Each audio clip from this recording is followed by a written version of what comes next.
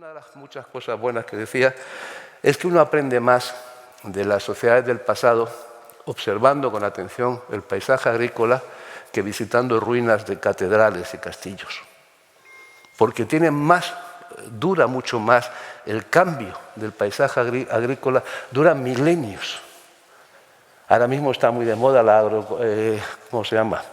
agroarqueología, es muy larga palabra, pero esa influencia humana yo me siento orgulloso de ella. Yo creo que podríamos tenerlos todos ellos y es un mensaje que podemos pasar, ese propósito.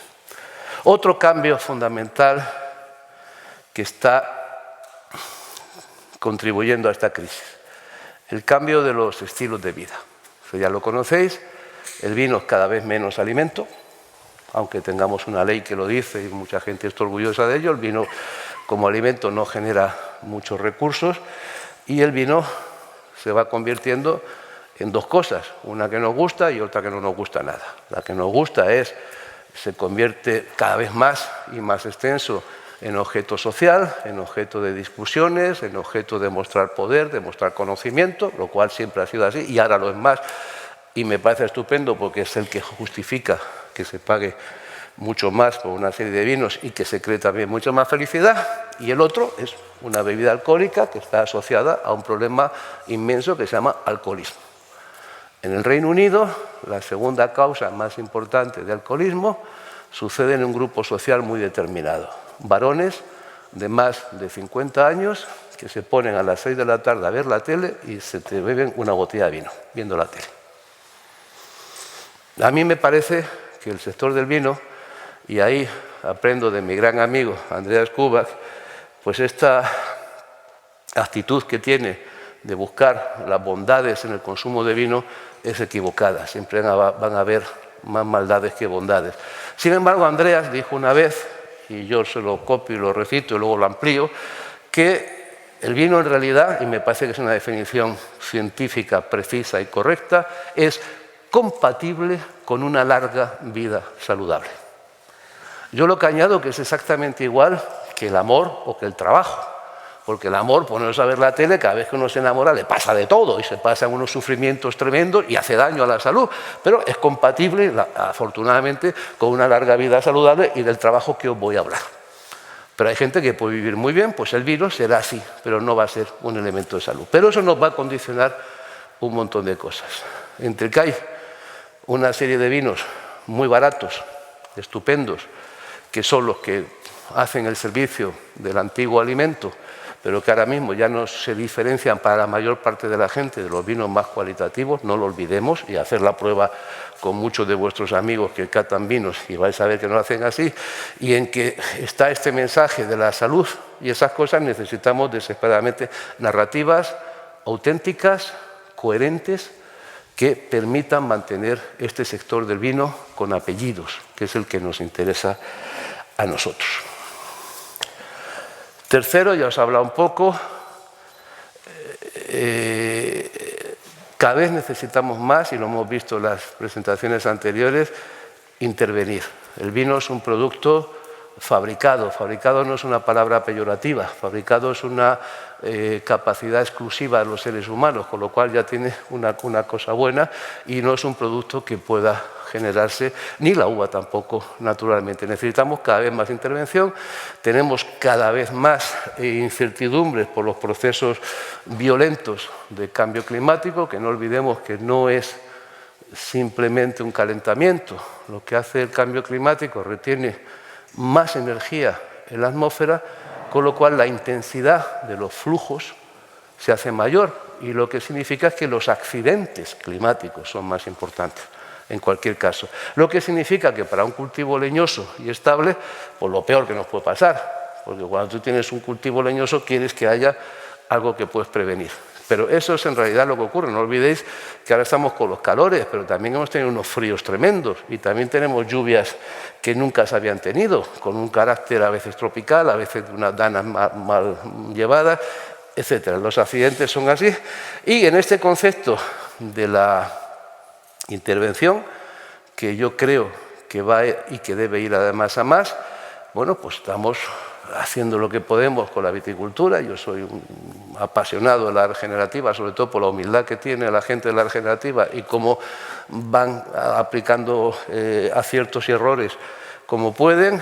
Yo confío mucho en que ahora mismo con la robótica y con la inteligencia artificial vamos a llegar, algunas cosas malas puede ser también, pero vamos a llegar a dos cosas que nunca habían existido, que es la capacidad de manejar una cantidad de información insospechadas hasta ahora y sobre todo llegar a lo que ha sido siempre la mayor limitación en el trabajo de los viñedos, que es el coste marginal del trabajo. Ni la espaldera ni el vaso, la calidad no es el primer objetivo. El primer objetivo es la gestión del viñedo en condiciones, depende cada una en su época, que a las adecuadas. Si de repente a nosotros pasamos a un modelo en el cual tenemos un robot cuyo coste marginal del trabajo tiene un límite cero, podríamos tener, en teoría, yo creo que en la práctica, una mano de obra trabajando 24 horas al día, 365 días al año, para hacer lo que quisiéramos. Y sería la primera vez que gente que sabe, como Julián y como tú, pues pueden pensar cuál sería el viñedo perfecto, sin tener en cuenta los costes de trabajo. Es una alternativa que yo creo que está ahí a la mano y se puede hacer. No veo ninguna ventaja. La única ventaja de la vendimia manual es que hay un trabajo que no te pueden hacer por ahora todas las máquinas, pero llegará un día que lo hagan y tampoco ennoblece mucho la humanidad estar cortando racimos, digo yo. Se pueden buscar otras cosas. Bueno, son ideas, pero para que lo veáis.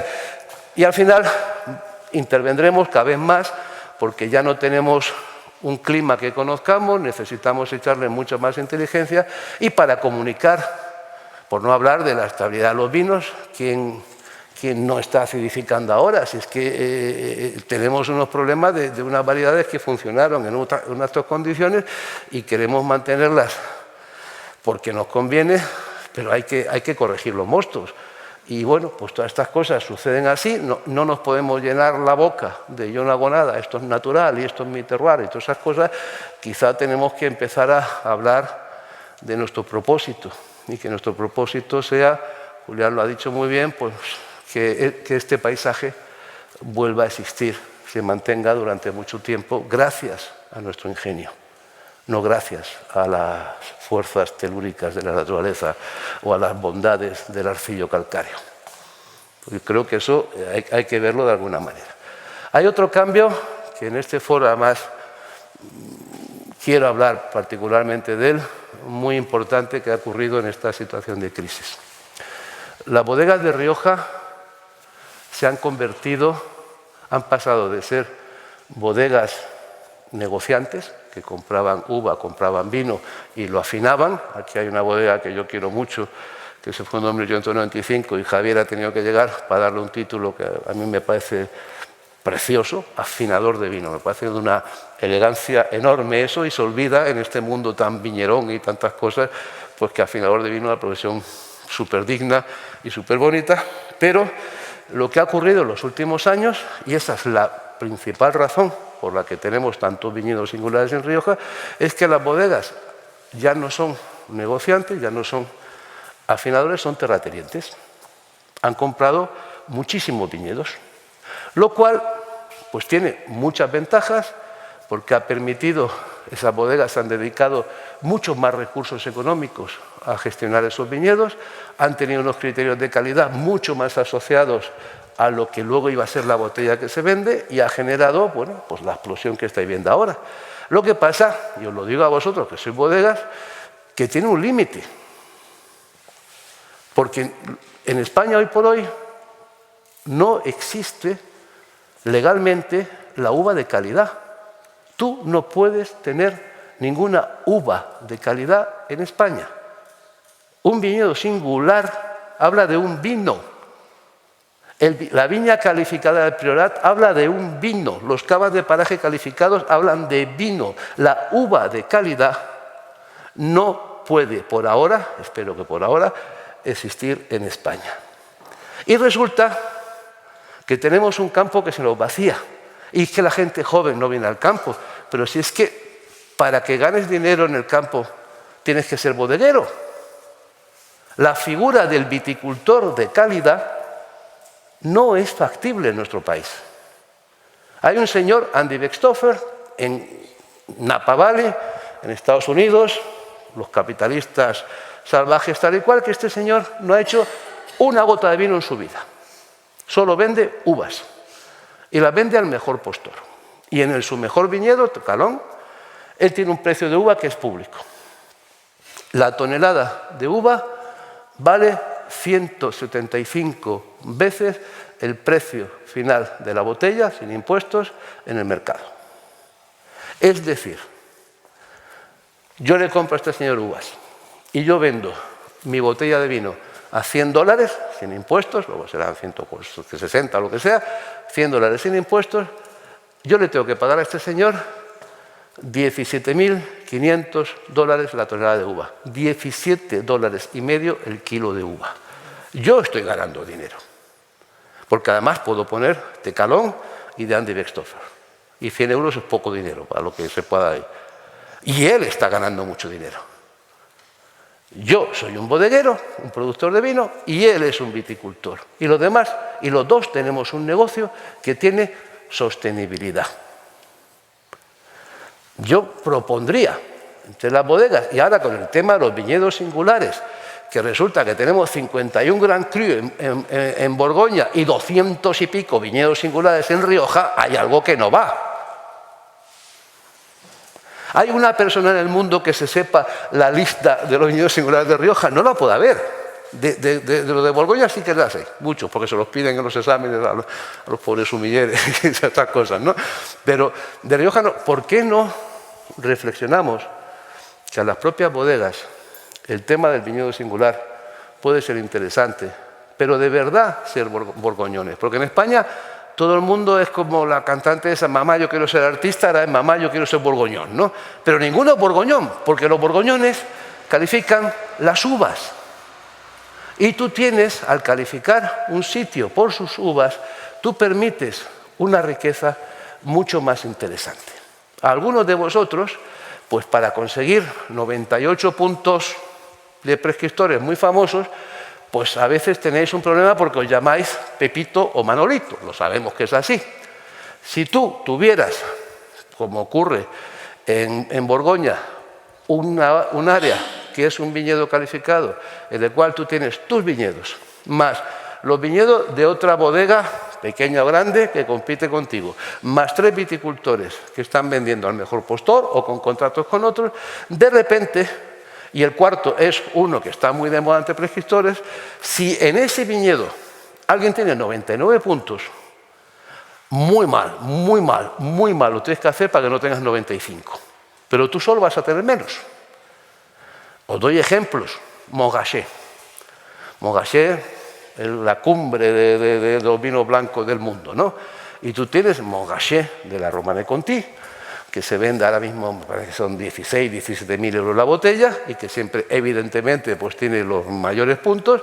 Y luego tienes un Montrachet de Louis Jadot, que no tiene, a mí me encantan sus vinos, pero tiene mala fama ante los prescriptores más pijo progres porque es un negociante, pero como es Montrachet, pues lo vende el vino carísimo y se saca sus puntos porque nadie tiene el coraje de decir que hay un Montrachet que vale menos que algún vino así, ¿no? Bueno, pues es una estrategia que me parece que para lo que necesitamos en Rioja puede ser interesante. Porque además, honestamente, el clima aquí es muy diferente.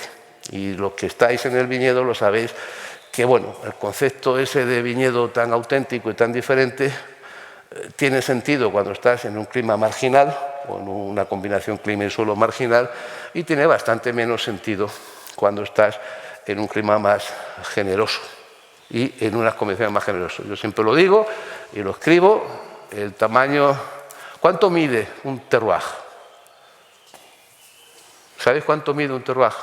Porque hasta los franceses han inventado una teoría que es la de la unité du terroir, que la definición es la parte que tiene unas ciertas condiciones de homogeneidad, o sea, de heterogeneidad, por otro lado, o sea, que no existe.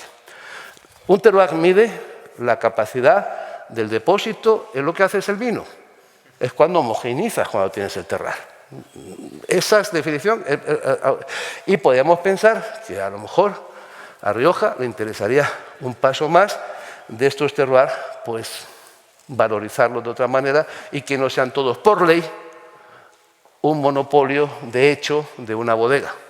Y que pudiéramos fomentar, que nos va a interesar a todos, la figura del viticultor de calidad. Del viticultor que gana la vida muy bien y que crea muchas ambiciones en mucha gente porque hace una uva estupenda. Pero bueno, os lo dejo la idea así.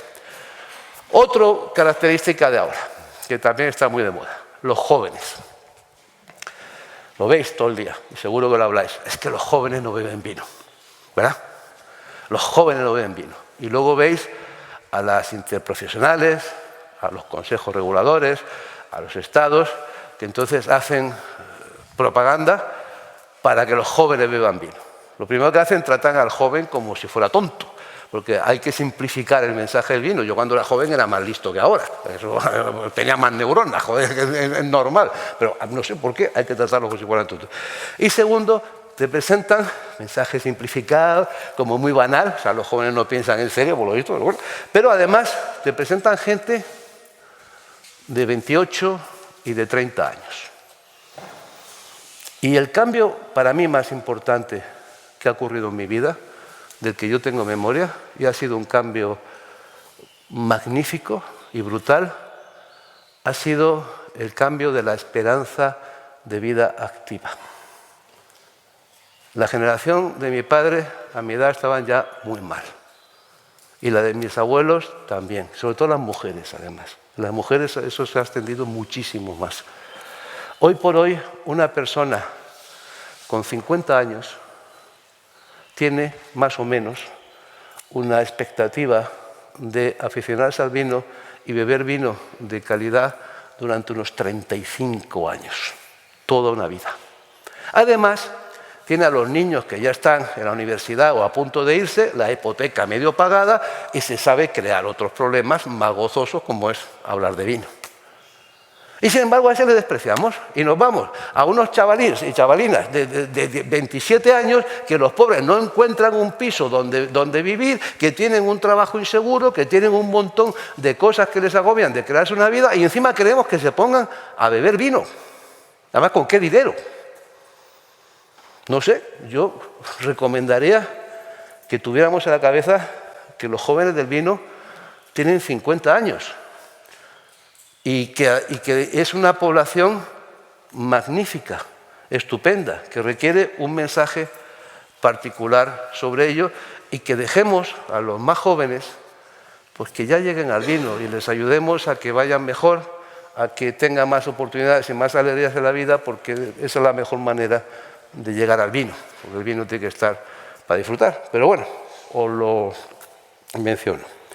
Otro problema que Julián ha hablado y tiene un manifiesto, las variedades de uva. Nosotros hemos empezado a hablar de variedades de uva cuando los americanos no se les dejó utilizar nombres franceses como Chablis o Médoc o cosas de esas, y como identificación, no tenían sitios prestigiosos, empezaron a usar las variedades de uva.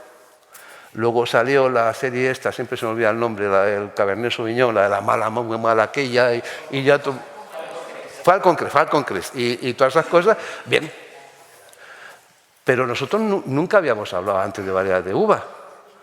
Y yo recomendaría volver a pensarlo, que tiene una parte reductiva y que no, Tempranillo no es nuestro marido. Algún día a lo mejor ya interesa que cambie y no pasa nada. Una variedad de uva es un instrumento para hacer un vino, no es un ser vivo independiente, ni tiene un alma. Ni siquiera existe Tempranillo, existen 20.000 Tempranillos con características muy diferentes. Lo que sí existe son las personas que habitan un lugar y que quieren sacar lo mejor de ello. Y cuanto más armas, herramientas les demos, en mi opinión, para que saquen lo mejor posible, pues mejor. A mí me parece un poco reductivo que Rioja Alavesa sea Tempranillo. Me parece que Rioja Alavesa es mucho más que Tempranillo. En tu tierra, Julián, en Navarra, el tema de las variedades pues salió muy mal. Y ahora mismo pues la garnacha manía, pues tampoco me gusta que sea garnacha manía, me gusta mucho más que sea recuperar unos espacios, otras cosas. O lo dejo o lo sugiero como una posible posibilidad. Luego el mercado del vino está muy segmentado, no existe un mercado del vino, hay muchos mercados del vino. Y además a nivel global. Estamos, antes lo hablaba con Luis Vicente, que hablábamos de esta crisis, de este cambio, y él seguro que va a hablar mucho de eso, y me dijo una cosa, no había pensado, pero que es muy inteligente, que es que la crisis que estamos pasando ahora recuerda muchas cosas a las crisis de finales del siglo XIX. Y es verdad, vivimos en un mundo en el cual hay un nacionalismo global, en la cual hay unas tensiones entre naciones en las cuales se usa el vino como víctima del comercio y crea un montón de cosas. Hay unos cambios también en la población, en el modo de consumir el vino. La primera crisis fue un crecimiento brutal en Francia del consumo de vino, lo consumían los trabajadores el vino barato y ahí se creó todo el mercado español, todo eso. Aquí es al revés, hay una preocupación con el estado físico, con otras cosas y baja el consumo, pero son cambios que vienen de un mundo que está convulsionado y al vino no le interesa que el mundo esté convulsionado porque o exportamos vino o no tenemos vino de calidad. Hay algunas regiones españolas que producen grandísimos vinos, pero tienen un talón de Aquiles terrible, que es que no exportan lo suficiente. Y nosotros para eso necesitamos pues, tener vías abiertas y perspectivas de cierta paz. Y es verdad que ahora mismo pues, es que parece que se está cayendo todo al mismo tiempo, porque China no se acaba de recuperar y no se ve cuándo, Alemania tiene una crisis económica bastante fuerte, Reino Unido además tiene unas tasas brutales, que os voy a contar de Estados Unidos, en fin, hay todas esas cosas al mismo tiempo, que es verdad pues, que crean estas crisis globales, estas cosas globales. Y luego al mismo tiempo somos un sector muy intervenido por los poderes públicos, muy intervenido legalmente y muy intervenido económicamente. La mitad del trabajo bodega son los papeleos que tenéis que hacer para todo. Y eso es un poco como compensación por también las ventajas que se reciben, las exclusividades que se reciben y la dependencia que tiene el sector de la intervención pública. Yo no puedo decir aquí que eso tiene que cambiar, aunque lo piense, porque va mucho más allá de lo que podemos hablar aquí, pero sí es que es verdad que mentalmente tenemos una dependencia muy grande del gobierno o el Consejo Regulador tiene que hacer esto. Y a lo mejor deberíamos pensar un poco más, un modo quizá más sajón, nosotros tenemos que hacer esto y dar lugar a iniciativas privadas, a marcas de calidad privadas, a agruparse. Y esto me lleva al siguiente punto, que para mí ese es un punto de cambio brutal y brutalmente bonito. Yo nunca había visto en España, y lo digo de corazón, yo siempre había visto aquí en el campo que las bodegas se miraban mal unos a otros, o el enólogo de una bodega no podía ir a otra, había siempre un montón de problemas, celos, historias. Yo de repente veo que ha surgido como un campo de flores maravillosos, una asociación, la gente que se asocia. Julián en UNCS, ¿dónde estaba Bárbara? Con su Rioja Roll y con los viticultores independientes, Diego Magaña, Eduardo Eguren con Cordobín, un montón de gente joven que han decidido agruparse y trabajar juntos. Y además lo hacen, ayer también lo vi pues, en una cena que tuvimos, con esa cosa que antes no existía, que es la transparencia total en tu trabajo, en lo que experimentas, en cómo haces en el campo, en cómo haces en la bodega y en compartir ese tipo de cosas. Eso es una cosa que estáis haciendo y la quiero mencionar porque solo me puedo alegrar de eso. Eso para mí es un grandísimo paso avante que, insisto, cuando yo era joven eso no existía. Existía, al contrario, otro tipo de cosas y es una cosa genial. Y hablando de gobernanza, permitidme un tema un poco político, pero es que me parece necesario mencionarlo. Los consejos reguladores regulan un mercado y un potencial de producción. El viñedo, que es parte del territorio, lo regulan las autoridades territoriales. Y en este estado nuestro, a veces me aburre mucho, y lo digo en público, me aburre soberanamente ver a determinadas autoridades territoriales que se llenan la boca con sus pretendidas nacionalidades y no hacen nada por el viñedo. Porque cuando salen cosas que son más pensando o en bodegas o en marcas o en estar aquí y no estás pensando cómo regulo yo este viñedo para que sea una fuente de mantener una población ocupada y de mantenerla con dignidad y con esperanza, es que no lo he visto. Pierden el tiempo en otras cosas. Y creo que ahí una reclamación válida sería, oiga, además de lo que ya hagan vino, ayúdeme usted a gestionar este paisaje y esta población con una visión de futuro, con una visión de esperanza, de dignidad, que va a incluir favorecer determinados tipos de agricultura y va a incluir favorecer determinados modos de sociedad, porque eso se nos olvida, que el vino es un negocio, pero también es un paisaje, y el paisaje no es competencia de los consejos reguladores, es competencia de las autoridades autonómicas, que podrían darse un poco pues cuenta de eso. Con eso, tengo algunas cosas más, pero sé que ya me paso de tiempo como siempre, entonces pues os quiero un poco resumir. Sí, estamos en una crisis. Yo no creo que sea una crisis corta. Yo creo que va a ser una crisis larga y que va a ser estructural. Cuando hay una crisis, todos pasamos por crisis. Las crisis son un elemento fundamental de la vida. La primera crisis es nacer y luego pasan otras muchas, y de las crisis van asociados a lo que es el elemento más definitivo en la vida, que es el cambio. Y cuando hay crisis se necesita cambiar. La oportunidad de las crisis es que la tradición es algo muy bonito cuando las cosas van bien, y cuando hay crisis puede ser una limitación, y tenemos que pensar en un modo creativo. Yo no creo que Rioja vaya a volver nunca a ser la que fue hace 2 años. Va a ser otra.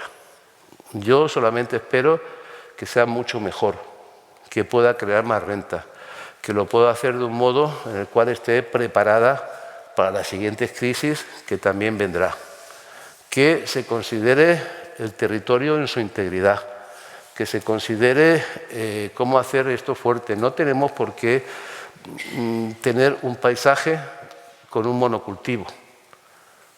Pueden haber una serie de viñedos que todos sabemos que son menos cualitativos y no pasa nada. No pasa nada por cambiar eso. Porque lo que importa son las personas y son sus esperanzas y sus capacidades. Lo que sí pasa es mantener una identidad con los viñedos más cualitativos, es no caer en un montón de cosas que nos hacen perder. El otro día lo decía en Ribera del Duero, porque lo viví en directo. El mayor drama que tuvo Ribera del Duero, que en aquella época trabajaba en ese sector, fue cuando, por lo que sea, el gobierno español decidió abandonar la producción de azúcar. Había muchísimos agricultores que vivían estupendamente con la remolacha. Y se empezaron, por unas decisiones de unas multinacionales, se empezaron a cerrar azucareras. Y se empezó a plantar lo que hoy es el roble de Ribera del Duero. Y lo que le va a ser, dentro de nada, una patata, porque hay ahí un volumen de producción enorme y una dificultad de encontrar mercados muy grandes, que no es lo mismo que aquí en Rioja, y además es otra situación.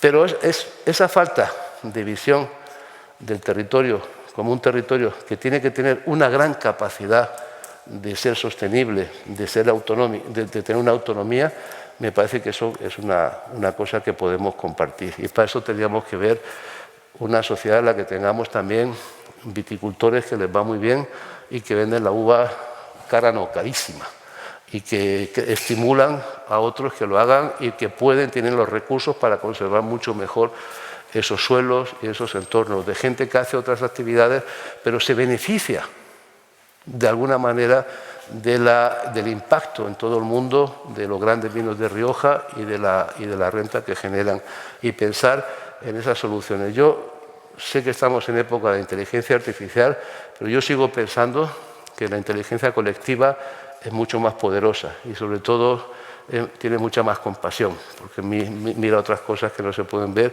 Y yo confío, por eso cuando veo a los jóvenes que os asociáis y que hay cosas así, que esa inteligencia colectiva vaya a salir para generar una nueva Rioja. No sé cuál va a ser.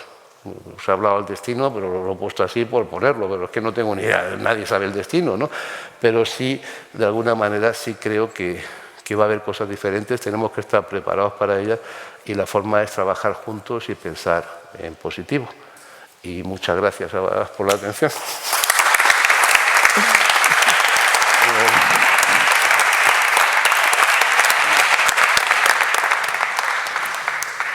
Muchas gracias, Pedro, porque ha sido realmente, nos pones unos retos por delante que no dejan de tener su atractivo, pero aún así no te creas que te libras del posible turno de preguntas. Si alguien tuviera alguna pregunta, pues sí, mira, no te libras, no. Bueno, Pedro, como tu última intervención, felicidades, Sorionak, por las cosas que nos haces pensar, nos llevas siempre más allá de donde llega el último tren. Le he preguntado a la IA, a mi IA, cada uno tiene la suya, qué pregunta le puedo hacer a Pedro Ballesteros, Master of Wine, de cara al futuro. Y me dice, hay 6 preguntas, pero yo voy a elegir una. La pregunta dice, trasládale si estamos dispuestos a arrancar viñedos históricos para diversificar la agricultura hacia cultivos más rentables a corto plazo. Yo creo que lleva trampa la pregunta de la IA. La hace la IA, no la hago yo. Es tramposilla porque primero que es un viñedo histórico. Viñedos históricos, es que el concepto de la historia y de la tradición en el mundo del vino es un concepto que tiene una amnesia muy simpática, porque aquí tenemos tradiciones, parece que toda la vida hemos hecho vinazos y nosotros hace 100 años, Dios mío, si es que no nos costaba. 1833, Cyrus Reading visita España buscando los mejores vinos y ni se le ocurre ir a Rioja porque no se hacía buen vino aquí. 1833, 30 y tantos años antes de que empiece a hacer, o 20 y tantos años antes de que Rescal empiece a hacer sus vinos. O sea, la tradición, tú lo has dicho antes, a veces la tradición es 2 fines de semana que has hecho algo y ya somos tradicionales, y la historia es lo mismo.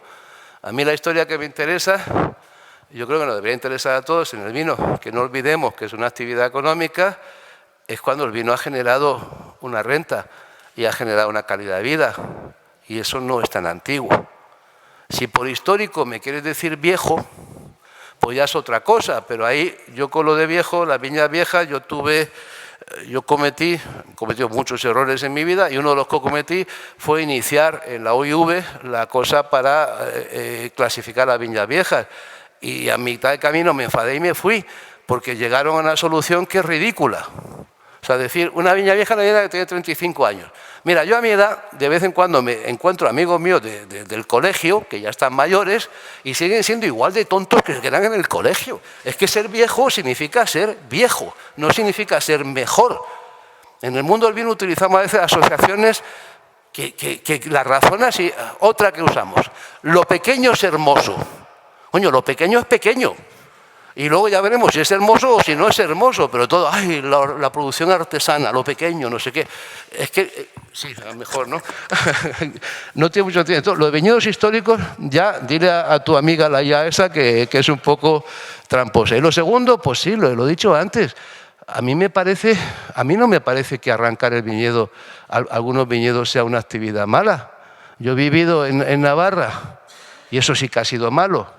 Pero yo he vivido muchos viñedos, vamos a Martín de Gusto, lo que está arrancado, eso da pena, pero porque no hay nada plantado. Pero fíjate, en Navarra me duele mucho más haber visto todas esas esparragueras magníficas que estaban plantadas hace 30 años y 40 años y ahora están plantadas con maíz transgénico. Eso sí que me duele. Y es un cultivo que no es un cultivo leñoso, que es un cultivo anual. Bueno, en la vida es cambio y todo tiene que tener cambio. Que vayas a arrancar un viñedo viejo de una particular calidad, hombre, eso es un crimen. pero debería serlo de alguna manera. Pero para eso, bueno, antes le preguntaba a Raquel si la denominación de origen tenía previsto algún tipo de protección, y sobre todo le decía, bueno, pero es que la gente va a poder poner en la etiqueta que el vino está hecho con una viña particularmente vieja y de alta calidad, sería una buena protección. Pero también es que nos llenamos la boca con viñedos viejos, porque ahora mismo un viticultor que tenga un viñedo viejo se le está pagando un 25 o 30% más por la uva. Tampoco es que se le está pagando mucho más. O sea, que es que también hay una falta de coherencia en la que tenemos, con lo cual, si histórico significa viejo, tampoco estoy de acuerdo. Y la otra, sí, arranca así. Si aquí a mí lo que me importa es la gente, y que la gente pueda vivir bien y tengan esperanza y tengan actividades dignas. Es que lo que cuenta, si el vino solo vale para alegrar la conversación de los que lo bebemos, y que por eso paguemos dinero y se genere una actividad económica, no hay ninguna cosa sagrada del destino en eso. Lo sagrado es la vida, ¿no? Creo. Sí, pero es que es la razón de ser del vino. Mira, el vino lo inventa una mujer en el Neolítico, cuando se encuentra en un clima que no es como el nuestro, un clima con un invierno duro, cuando se encuentra cómo tiene que hacer para garantizar que tienen energía, comida durante el invierno. Y entonces usan las fermentaciones. Y tienes que hacerla tú. La fermentación no sale sola, salen cosas muy raras. Para conservar esa energía, fermentas. La leche es el líquido más peligroso que existe. Sin embargo, el queso, nadie se ha muerto por infecciones con un queso bien hecho. A lo mejor está mal hecho, sí, no lo sé. Pero vamos, y son procesos de conservación de la energía en los alimentos durante el invierno. Y esa es toda la magia del vino. Y luego se generan unas calidades, se genera una emoción, se genera una sociedad que hace que estemos todos aquí. Pero es un invento humano, un magnífico invento humano, me parece a mí, pero no hay nada, no me parece a mí que haya nada sagrado y eterno. Aquí hace 60 años el paisaje también era diferente y seguramente más feo, porque ahora es un paisaje más alegre, porque hay más vida, porque hay más dinero, porque la gente vive mejor, digo yo, no lo sé.